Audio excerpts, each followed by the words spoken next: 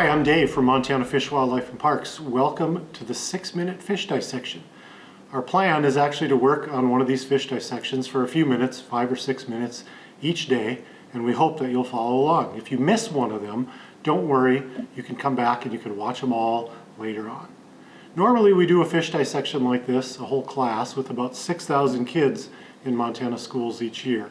A lot of them this year, though, have not been able to do their dissection. So this may not be as much fun as working on your very own fish in your very own classroom. We hope that you'll still be able to learn something with us each day. Although there's more than 30,000 different types of fish in the whole world, in Montana we have only 91 different species.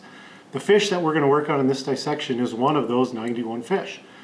Most of the fish have a lot of the same body parts, so what we learn with our Montana fish applies to all the other fish in Montana and most of the other fish around the world. So to get started, a few vocabulary words always. Here's your big word of the day, and this is the word that describes what we call the scientific study of fish. You ready for this? The word is ichthyology. Ichthyology. Say it with me, ichthyology.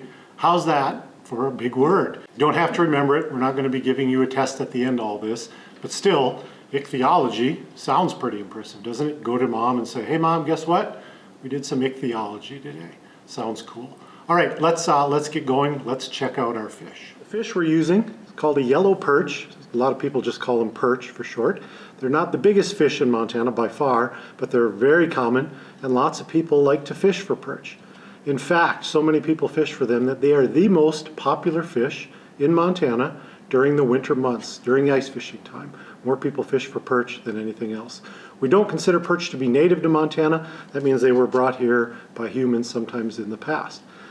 The perch we're using today for our dissection were caught by kids from Montana schools just a few months ago while they were out ice fishing with their classes. So let's check them out.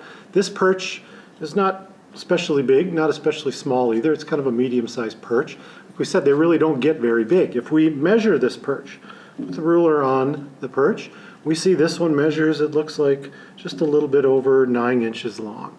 A really big perch is something 10, 11 inches long. A really giant perch is more like 12 inches long.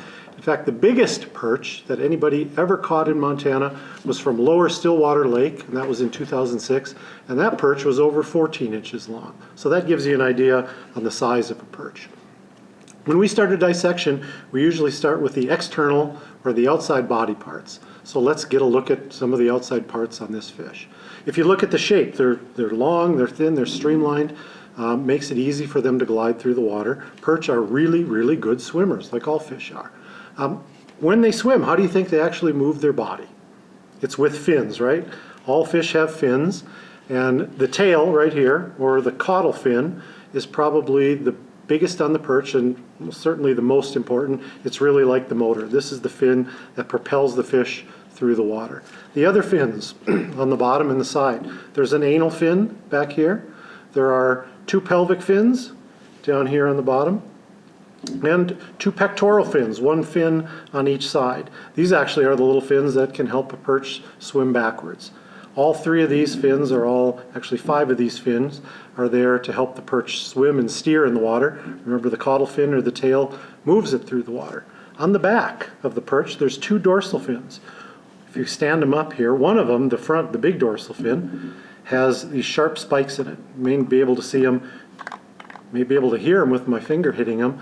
They're sharp. The perch can stand up that fin when it gets scared or nervous, and it's something that would help to protect it a little bit from predators. Final thing to look at is the color of the fish. They're really colorful, and you might think, well, this is not very good camouflage if you want to protect yourself from predators, but really it is. If you look at the fish, they're dark on the back, and most fish will be that way. They're dark on top, so if a predator is looking down on the fish, like a bird from up above, the dark back of the fish is going to blend in with the dark bottom of the lake. If you flip the fish over, the belly is nice and light, white or light colored. That's so if there's a predator underneath looking up at the perch, it blends in kind of with the sky. And then on the side, perch are kind of neat. They've got these cool vertical stripes on their side, and they're there to help the perch hide among the plants and sticks and other things underwater. That's all we have time to look at today. Come back tomorrow. We're going to learn even more about our perch. See you then.